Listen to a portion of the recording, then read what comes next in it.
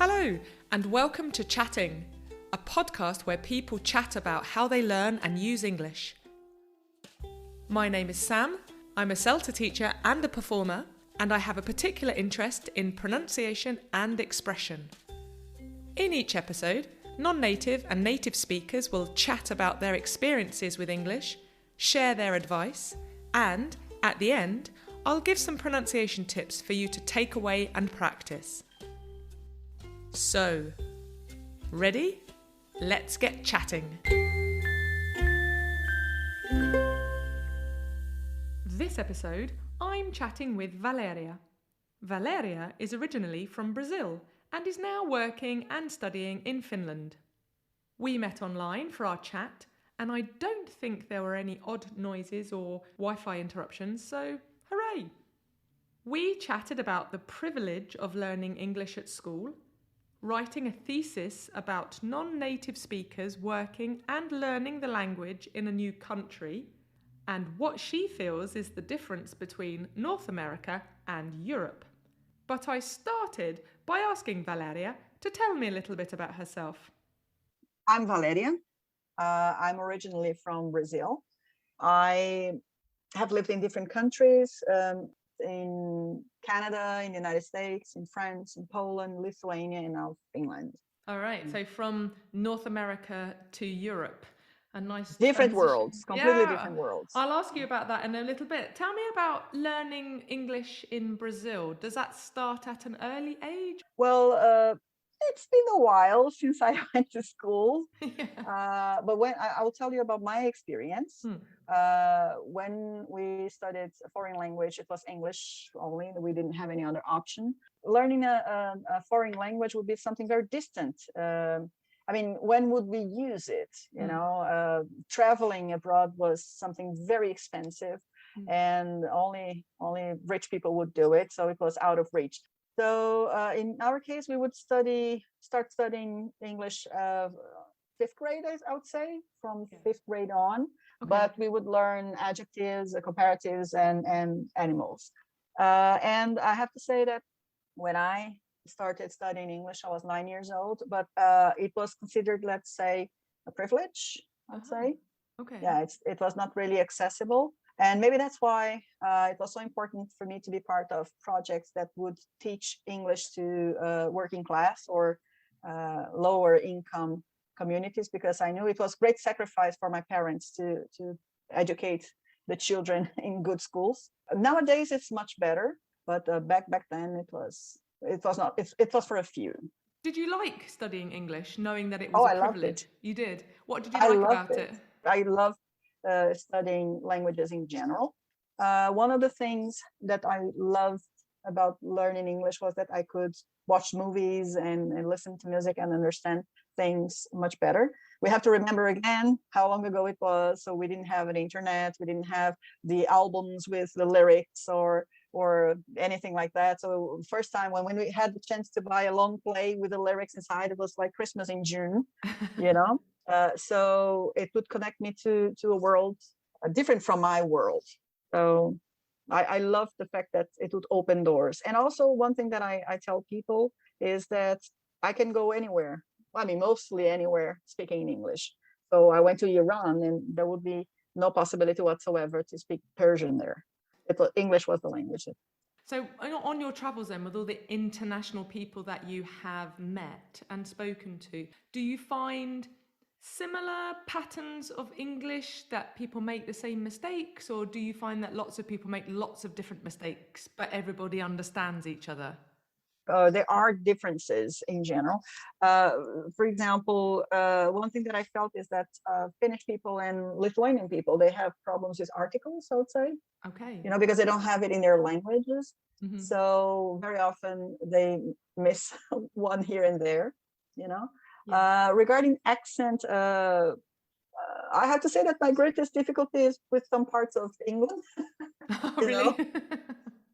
Northern England, or working class Northern English is kind of tricky for me, right? Because it's a whole different language. So, but other than other natural differences that we will find here and there, making mistakes or not, we communicate. So I understand that you're a student at the moment. What are you Yes. studying? I'm studying international business management. I'm about to finish the program. I just need to finish my final thesis. So then I guess there's a change from conversational English to academic English. Mm. How have you found that? Well, I had some understanding of academic English before I started my own thesis. Actually, I haven't started a thesis yet, but I had other reports that I had to write. But it's a great leap, let's say. The structure is different, vocabulary is different. You have to be absolutely clear about what you say, no doubt allowed in the paragraphs, like no room for interpretation, let's say. Paragraphs have to be very well structured, and the vocabulary has to be very precise and formal. So what will your thesis be on? Well. My joke is that we're trying to find the pink unicorn, because the thing, yeah, I relate very much with my thesis, and we just today defined the topic, and it's going to be about how to improve employability of international students who are non-Finnish speakers or not fluent yet in one specific part of Finland and in one specific field. I mean, we haven't decided yet if it's going to be just in that specific region or if it's going to involve the whole Finland, because it's part of a talent boost initiative.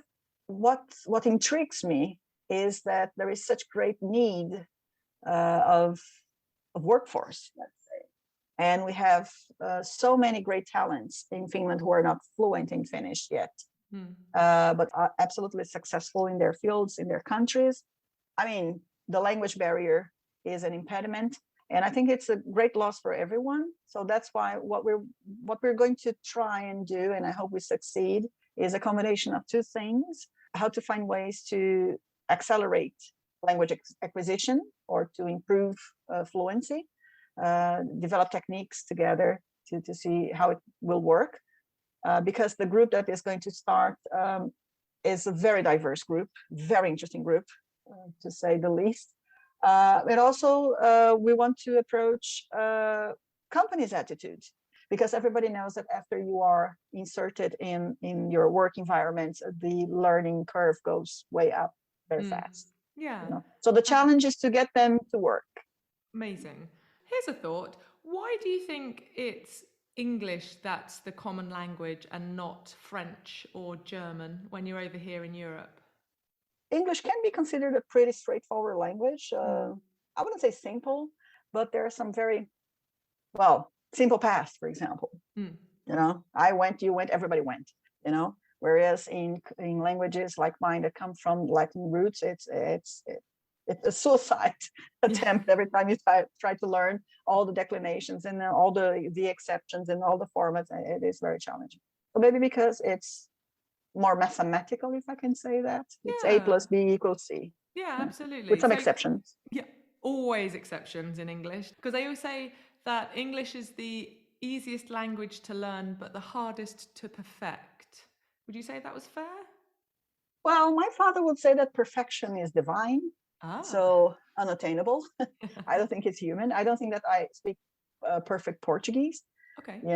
I speak good Portuguese, I would say, but perfect. What is perfect?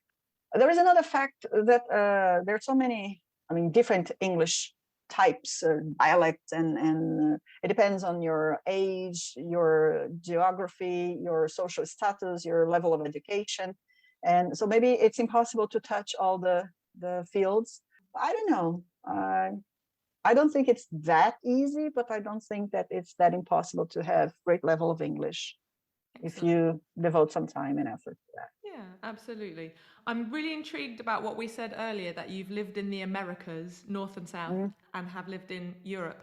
What would you say are the biggest differences between these two continents? Is that too hard a question? Too big a question? No, I'm going to be very shallow. I'm going to be very, very shallow. What I usually say, the greatest difference between Americas and Europe is Coca-Cola size. Because I use this example because, for example, for 50 cents, you can get a gallon of Coca-Cola in North America. Wow. Let's say not necessarily in Brazil, but in North America, it's very, very cheap. It's refill. You pay $1 and you can drink an ocean of Coca-Cola. Right. Whereas in Europe, I feel that you drink that 200 milliliter Coca-Cola and it's €5, something more modest, something more appropriate. It doesn't have to be grandiose. Gotcha. So a gallon, I was trying to think, is that 4 liters? I think it's 3.5. This is very American. Oh my God. It's a lot. That's a lot of Coca-Cola. Yeah. And other drinks are available, yeah. Mm. All right. So with all your experience then, Valéria, what advice would you give a learner who's setting out to learn English? As Nike would say, we're not sponsored, but just do it, The thing is, one thing that I tell people is that my understanding is that native speakers might be so happy that we're speaking their language, so that it saves them the effort to learn another one. So I think that most people, at least my experience, is that they're not bothered by mistakes here and there. My experience is that they're very respectful with our struggle, and we don't have all the answers. We never do. Don't just do it. The closer you are to the language that you're studying, be it English or whatever, the better. So watch movies, listen to music, read some short, don't try to read Hamlet in any language that you are not familiar with, but start step by step, read some small articles, short articles online. And another thing that was very interesting when the internet came up and there were those chat rooms or chat possibilities, find some chat groups. I know that there are some senior groups that, older people, they're kind of in need of some conversation, some chat, some pastime, and they might be chatting with people. So just do it. Be open. What a lovely idea that you can find a senior friend and have a chat with them. It might sound cliche, and it probably is, but learning a language is much more than words. It's much more than grammar, And I have to say that my life has been great because I had the possibility to communicate with people from very different walks of life and very different perspectives. I'm very thankful that my parents had the great financial efforts to sponsor my studies, and I was a very dedicated student. And I could go places and I could meet people and I could have some experiences that they are unforgettable, I would say. Yeah, amazing. Life-changing. Yeah, absolutely. And so wonderful that you can sort of, pass it on and give back to people now. I hope so. Yeah, of course. Of course you do. As Valéria says, with thanks to Nike, just do it. Get stuck in. And maybe volunteer your time and start a conversation online or on the telephone with an older person who'd like to make a new friend.